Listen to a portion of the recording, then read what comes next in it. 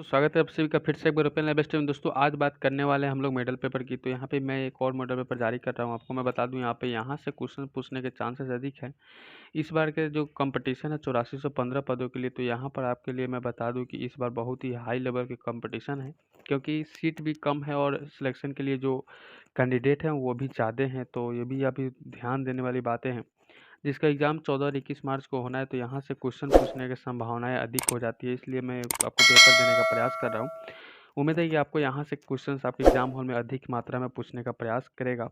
ठीक है, तो चलिए क्लास को स्टार्ट कर लेते हैं। और मैं बता दूं कि पिछला जो क्लास नहीं किए वो कर लीजिएगा, वहाँ से क्वेश्चंस भी आपके लिए बेस्ट बनेगा। क्वेश्चन का लेवल हमने आप रखा है, क्योंकि मैं बता दूं कि सीएसबीसी की तरफ से 10th और 12th के बीच में तो रखा गया है, बट किसी को कोई भरोसा नहीं है कि किस लेवल के क्वेश्चन पूछा जाएगा। इसलिए मैंने आपको हर एक तरह के क्वेश्चन से रूबरू कराया है, ताकि आपको हर एक तरह से मिल जाए, क्वेश्चन का लेवल पता चल जाए, कहाँ से कौन सा क्वेश्चन पूछता है ये भी आपको जानकारी हो जाए। तो वीडियो को लाइक और शेयर जरूर कर दीजिएगा। उम्मीद और आशा है कि आपको जरूर अच्छा लगा होगा क्वेश्चन। तो चलिए क्लास को स्टार्ट कर लिए। किसी परमाणु क्रमांक यानी कि एटॉमिक नंबर भी बोल सकता है वाले तत्व को आवर्त सारणी के तीसरे आवर्त और चौथे समूह में रखा गया होगा। याद रखिएगा, हमेशा मैं आपको कहता हूँ कि आवर्त सारणी से एक क्वेश्चन पूछा जाता है, तो जरूरी नहीं है कि मैं एग्जाम्पल के तौर पर यहाँ पे क्वेश्चन देने का प्रयास कर रहा हूँ कि यहाँ से क्वेश्चन बन सकते हैं। ठीक है, तो हमारा आंसर हो जाता है 14। नेक्स्ट क्वेश्चन देखते हैं यहाँ पे। अगला प्रश्न है, शून्य समूह में रखे गए तत्व किस नाम से जाने जाते हैं। तो किन से समूह में रखा गया है, तो शून्य यानी कि जीरो वाले समूह में रखा गया है, तो हमारा आंसर निकल के आ जाएगा निष्क्रिय गैस हो जाएगा। निष्क्रिय गैस को जीरो वाले समूह के अंदर ही रखा गया है सर्वप्रथम। नेक्स्ट क्वेश्चन रहेगा हमारा। क्वेश्चन कह रहा है, तत्व एक्स की बाहर की कक्षा में 4 इलेक्ट्रॉन है, हाइड्रोजन के साथ संयोजन बनाने पर उसका सूत्र क्या होगा। उसका सूत्र क्या होगा, फॉर्मूलाज क्या होगा। तो याद रखिएगा, यहाँ पर आपका आंसर XH4 हो जाएगा। XH4 हो जाएगा। ठीक है, नेक्स्ट क्वेश्चन देखते हैं यहाँ पे। अगला प्रश्न है कि 1.6 ग्राम ऑक्सीजन में कितने परमाणु होंगे। 1.6 ग्राम ऑक्सीजन में कितने परमाणु होंगे। तो 54 नंबर क्वेश्चन का आंसर कीजिएगा 6.023 इंटू 10 के पावर 22 हमारा सही हो जाता है। नेक्स्ट क्वेश्चन देखते हैं यहाँ पे। अगला प्रश्न है कि अंतःपरजीवी जीव कौन सा होता है। अंतःपरजीवी जीव कौन सा होता है, तो हमारा आंसर हो जाता है पटिकृमि। पटिकृमि हमारा बिल्कुल सही हो जाता है। जलीय वनस्पति कौन सी है। जलीय वनस्पति कमल हो जाता है। जलीय वनस्पति कौन सा हो जाता है, कमल होता है। कमल पुष्प यहाँ पे हो जाता है, सही हो जाता है। नेक्स्ट क्वेश्चन हमारा रहेगा आपके बोर्ड पे।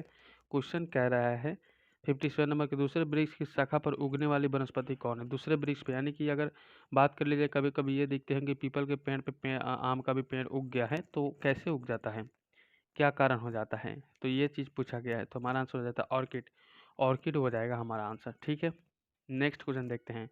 अगला प्रश्न है, न्यूजीलैंड का कौन सा पक्षी नाम शेष है, यानी कि सिर्फ नाम बराबर है, तो यहाँ पे आंसर हो जाएगा यहाँ पे मोआ। मोआ हमारा बिल्कुल सही हो जाता है। ठीक है, मेडागास्कर की कौन सी प्रजाति नाम शेष है। मेडागास्कर की कौन सी प्रजाति नाम शेष है, तो हमारा आंसर हो जाता है लेमूर।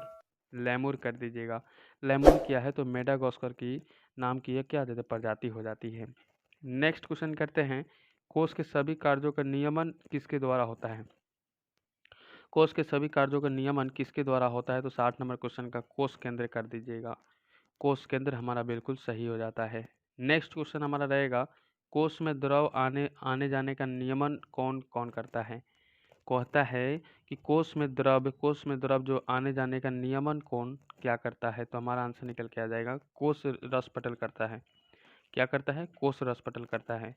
नेक्स्ट क्वेश्चन हमेशा पूछता है कि प्याज में कोष में कितने गुणसूत्र होते हैं, तो मनुष्य में ज़्यादातर पूछने का प्रयास करता है कि मनुष्य के गुणसूत्रों की संख्या कितनी होती है, तो 46 होती है।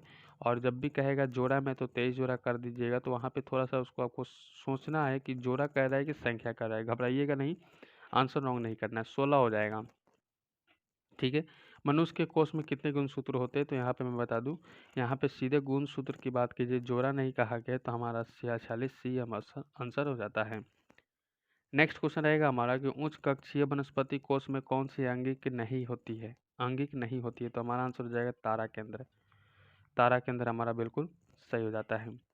नेक्स्ट क्वेश्चन है कि प्राणी कोष में कौन सी अंगिका कभी नहीं होती है। प्राणी कोष में कौन सी अंगिका कभी नहीं होती है, तो 65 का हमारा आंसर हो जाता है कोष दीवार। कोष दीवार हमारा बिल्कुल सही हो जाता है।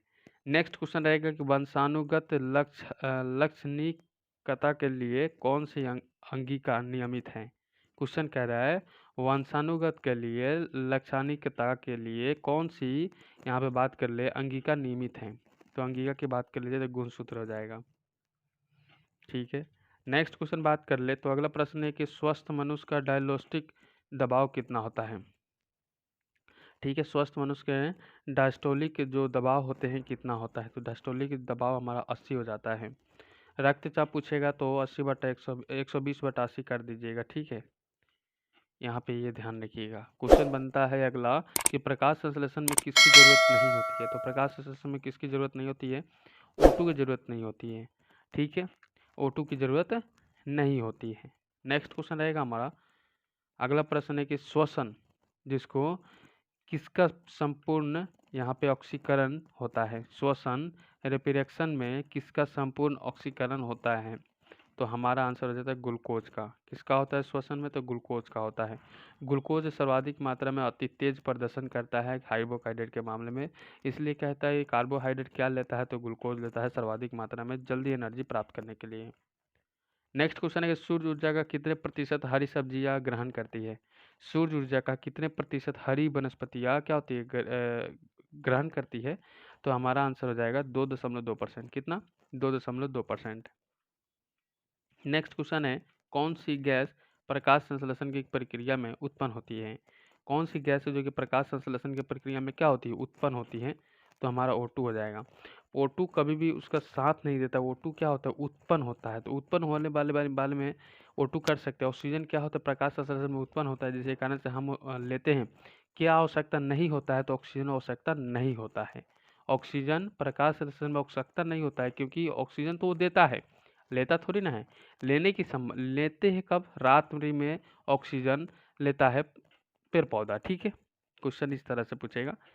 नेक्स्ट क्वेश्चन हमारा रहेगा कि कौन सा अंग पचाए हुए खुराक में से जहरीले द्रव को खींच लेता है? जहरीले द्रव को क्या होता है?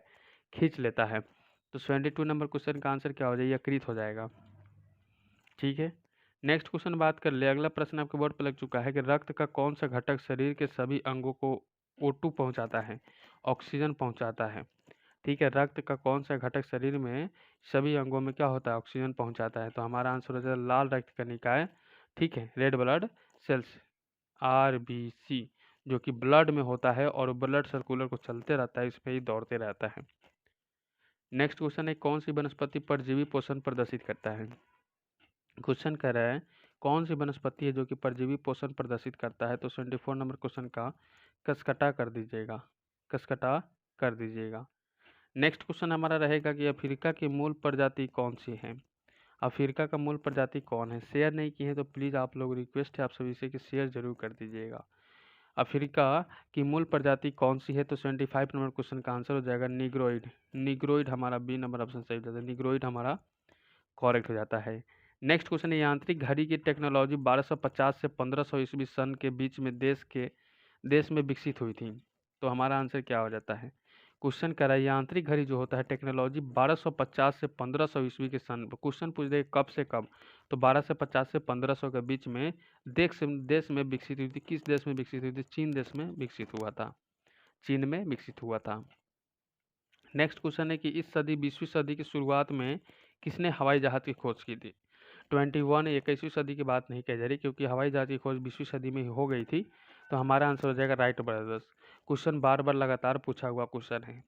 नेक्स्ट क्वेश्चन रहेगा इस सन यानी कि 100 वर्ष में लोहे की पहिए वाला रथ का किस देश में उपयोग होता है?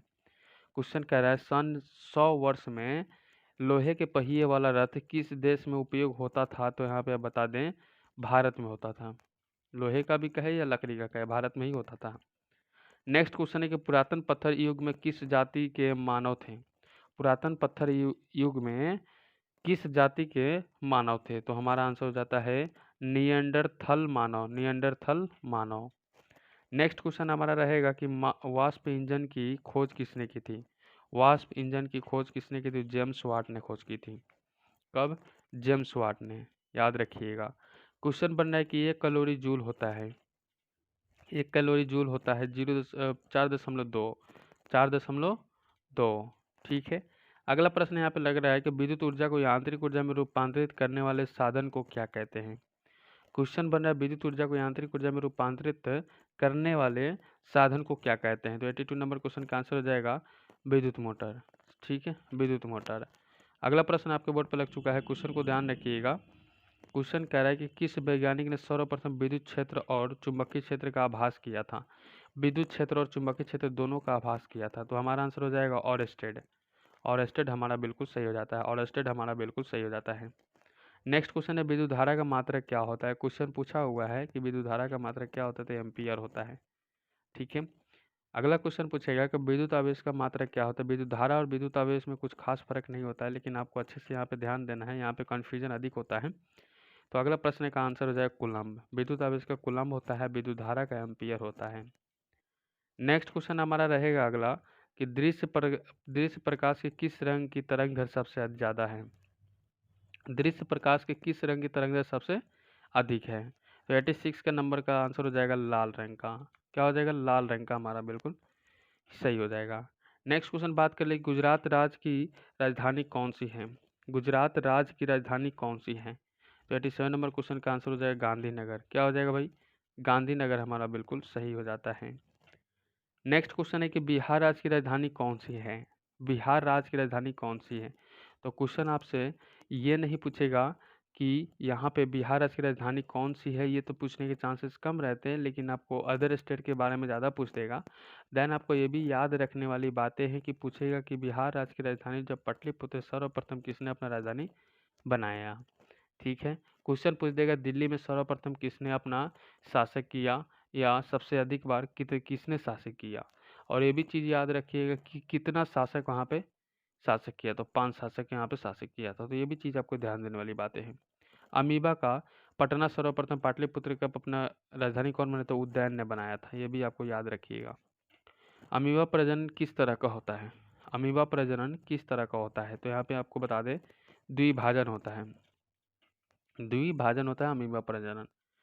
अगला प्रश्न बात कर ले।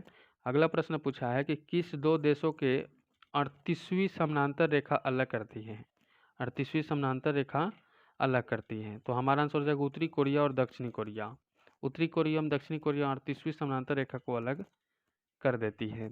नेक्स्ट क्वेश्चन है कि किस शहर को पूर्व का वेनिस का नाम से जाना जाता है। किस शहर को पूर्व का वेनिस के नाम से जाना जाता है। तो हमारा आंसर हो जाएगा कोची। हमारा आंसर क्या हो जाएगा, कोची हो जाएगा। नेक्स्ट क्वेश्चन बात कर ली जाए कि बिहार के सबसे बड़ा प्रायद्वीपीय कौन सा है। बिहार के सबसे बड़ा प्रायद्वीपीय प्रायद्वीप कौन सा है। तो बिहार का विश्व का पूछा गया है, तो विश्व का बताइएगा। तो यहाँ पे आंसर हो जाएगा अरेबियन। क्या हो जाएगा, अरेबियन हो जाएगा। विश्व का पूछा है। नेक्स्ट क्वेश्चन है कि विश्व का सबसे बड़ा सागर कौन सा है। निम्न में से विश्व का सबसे बड़ा सागर पूछा गया है, तो दक्षिणी चीन का सागर हो जाता है। दक्षिणी चीन का सागर हो जाता है। नेक्स्ट क्वेश्चन रहेगा हमारा कि वायुमंडलीय का पृथ्वी के निकटतम भाग क्या कहलाता है। 5 यहाँ पे मंडल होते हैं, सभी को पता है, लेकिन यहाँ पे सबसे नज़दीकी मंडल कौन सा होता है। तो 94 नंबर क्वेश्चन का आंसर प्रयास कीजिएगा, अभी ट्रोपोस्फेयर हो जाएगा। क्या हो जाएगा, ट्रोपोस्फेयर हो जाएगा। कभी हिंदी कभी इंग्लिश भी दे देगा आपको, तो याद रखिएगा दोनों लेवल में। हिमालय उदाहरण है। हिमालय उदाहरण है फोल्ड पर्वत का।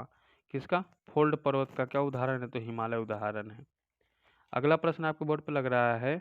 नेक्स्ट क्वेश्चन देखिए, यहाँ पे क्वेश्चंस का इनमें से कौन सा तत्व पृथ्वी की संरचना में सबसे अधिक योगदान करता है। पृथ्वी की संरचना में अपना क्या होता है, सर्वाधिक योगदान निभाता है। तो हमारा आंसर क्या हो जाता है, हमारा आंसर होता है सिलिकॉन हो जाता है। ठीक है, सिलिकॉन हो जाएगा। नेक्स्ट क्वेश्चन रहेगा हमारा कि निम्नलिखित में से कौन सा शहर विश्व बैंक का मुख्यालय स्थित है। तो 97 का हो जाएगा वाशिंगटन डीसी। विश्व बैंक का मुख्यालय वाशिंगटन डीसी हो जाएगा। आपसे ये भी पूछ सकता है कि डब्ल्यूएचओ का मुख्यालय कहाँ है, कमेंट सेक्शन में जरूर बताइएगा।